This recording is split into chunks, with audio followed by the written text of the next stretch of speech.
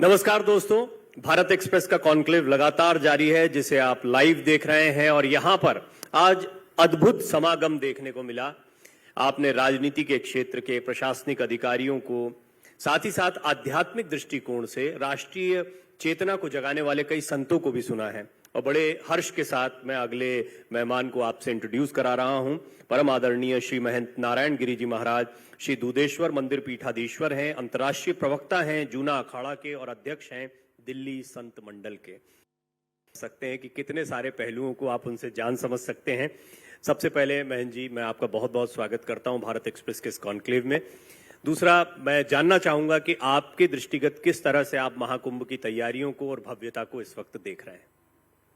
देखिए कि विशेष रूप से जो महाकुंभ है ये संपूर्ण भारतीय और वैदिक सनातन धर्म के लिए विशेष रूप से,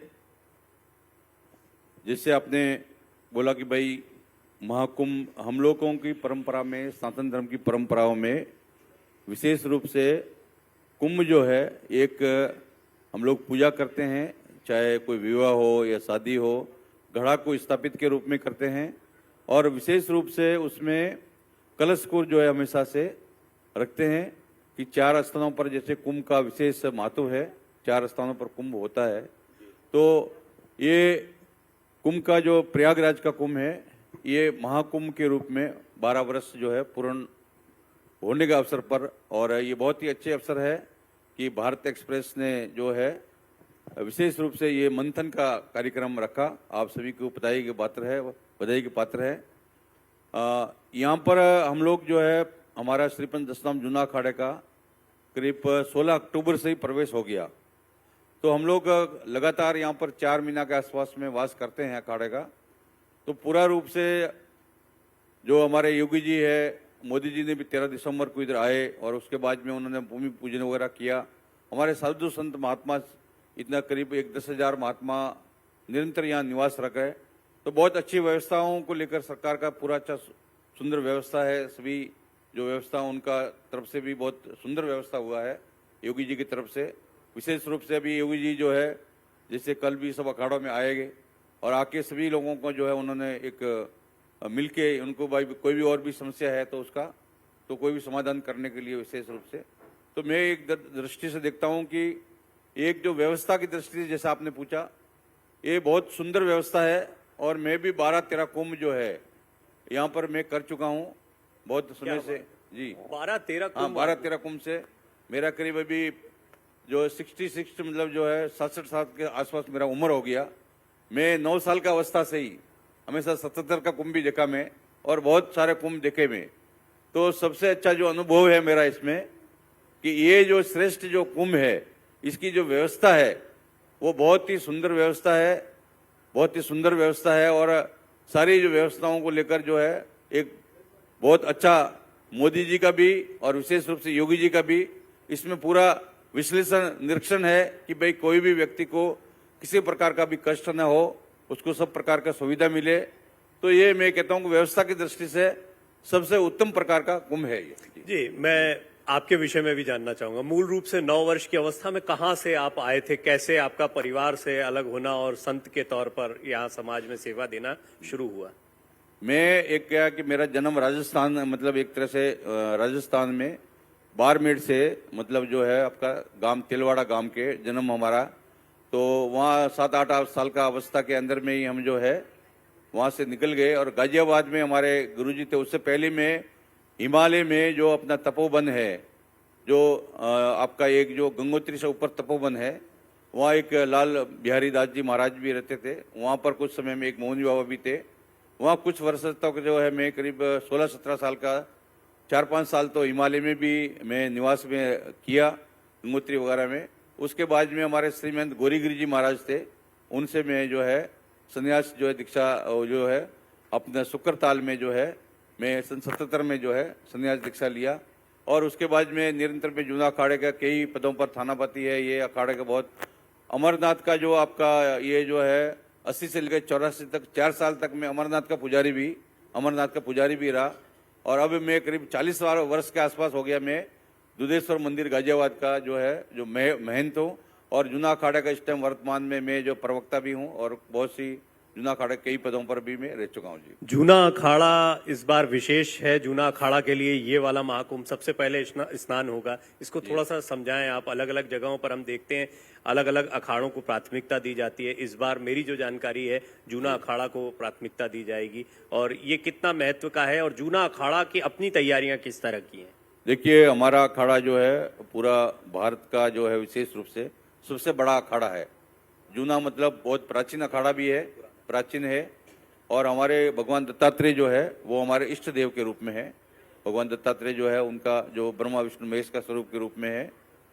तो जूना अखाड़ा का हमारा बहुत कम से कम पूरे भारत में जो है वो 7 लाख के आसपास साधु है।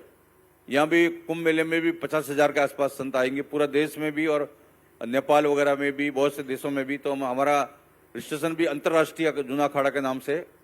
और एक अखाड़ा जो है प्राचीन समय में, जैसे मान लीजिए कि आज के समय में जैसे होता है कि कोई संगठन होता है किसी भी प्रकार का, तो ये एक तरह से अखाड़ा जो है जैसे एक पहलवानों का अखाड़ा होता है, ये धर्म का अखाड़ा है कि धर्म के लिए जो है जिन्होंने अस्त्र शस्त्र दोनों ही, शास्त्र का भी अध्ययन किया, शस्त्र का भी। तो हमारी जो एक तैयारी बोला आपने, तैयारी के रूप में जूना अखाड़े में करीब 160 जो है करीब महामंडलेश्वर इस टाइम में अभी यहाँ पर आ चुके हैं, और करीब 30-35 हजार साधु अभी 2-3 दिन में और भी आने वाले हैं। 50,000 के आसपास में संतों का व्यवस्था रहेगी। तो ये हम लोग का जो है वो स्नान वगैरह का भी उसमें रहेगा। तो पूरा जैसे अभी अखाड़े का भी हम थोड़ा देर अभी थोड़ा समय लग गया, हमारा अखाड़ा का मीटिंग था। अखाड़ा में ये प्रस्ताव रखा कि भाई जो भी कोई 70 साल से ऊपर हो गए तो उनके लिए खुला जीप में व्यवस्था, कोई पैदल नहीं चल सकता है तो खुले जीप में व्यवस्था करना है। तो ये जो है सबसे ज़्यादा नागा भी हमारे यहाँ पर, नागा महात्मा भी बहुत से महात्मा है, तो उनका सारी वो व्यवस्थाओं को लेकर उसको पूरी व्यवस्था भी उनको करना है। तो ये पूरा जो है एक तरह से जो पेशवाई है और अपना ये जो शाही स्नान जो है, जिसको अमृत स्नान या वर्षा स्नान कोई भी नाम है, जो वो प्राचीन समय में भी काफी समय से ये नाम चले आ रहा है कि पेशवाई के रूप में, और ये जो है अभी जो ये अपना जो है शाही स्नान के रूप में। हालांकि बहन जी कुछ व्यवस्थाएं तो यहाँ पे प्रशासनिक स्तर पर हुई हैं, सुरक्षा के बहुत माकूल इंतजामात हैं। इस बार जैसी भव्यता और तैयारियां जो हैं वो पहले कभी देखने में नहीं आई, इसमें कोई दो राय नहीं। जितना मैं भी देख पाया हूं उससे भी स्पष्ट होता है। ये भी थोड़ा सा बताएं जो दर्शक आपको सुन रहे हैं कि जब पेशवाई निकलेगी, शाही स्नान होगा, तो आम श्रद्धालु जो आते हैं उनको क्या चीजों का ध्यान रखना चाहिए, और दूसरा किस तरीके से ये शाही स्नान होता है, फिर कैसे अवसर मिलता है सामान्य लोगों को, थोड़ा सा बताएं। देखिए कि हमारा जो है भगत लोग है वो तो भावना से सब लोग आते हैं दर्शन करने के लिए, संतों का दर्शन करने का भाव से आते हैं। और हमारा विशेष करके योगी जी एक महात्मा भी है, संत भी है और पूरा शासक भी है, वो सारी चीज़ों को समझते भी है। और हमेशा से सरकार, जो भी सरकार रहती है वो व्यवस्था भी करती है कि जितने भी श्रद्धालु है उनको बल्ली के हिसाब से वो पूरा लेन, जैसे नागाओं का जो यात्रा होती है, जो हमारा जो ये शाही स्नान के लिए जो संगम में जाते हैं संत लोग, तो उनके लिए सभी दर्शन के लिए पूरा व्यवस्था दीर्घा भी होती है, उनका पूरा व्यवस्था बनाया हुआ रहता है, उनका बल्ली वल्ली लगाकर। तो आम जनता को जैसे आजकल बहुत से फोटो खींचने का भी कुछ परंपरा है, तो पुलिस भी होता है, उसमें होता है। तो कुछ जैसा नागा लोग वगैरह है तो उनको जो है भाई दूर से कोई फोटो वगैरह ले लेवे, थोड़ा नजीक जाने से थोड़ा सा हो सकता है कि वो बहुत से ऐसे संत लोग हैं जो अपने शरीर को जो है स्पर्श नहीं कराना चाहते हैं कि भाई कुछ जो है उनका नियम है, कुछ उनका कि भाई गंगा में स्नान करेंगे, स्नान करने के बाद फिर विभूति चढ़ाएंगे, उसके बाद में कोई भी भगत आके धोने पर आके कोई शरण स्पर्श करता है या आशीर्वाद देता है तो उसके लिए मना नहीं है। परंतु यात्रा में जा रहे हैं तो गंगा जी के स्नान करने जा रहे हैं, उससे पहले कोई हमको स्पर्श नहीं करे।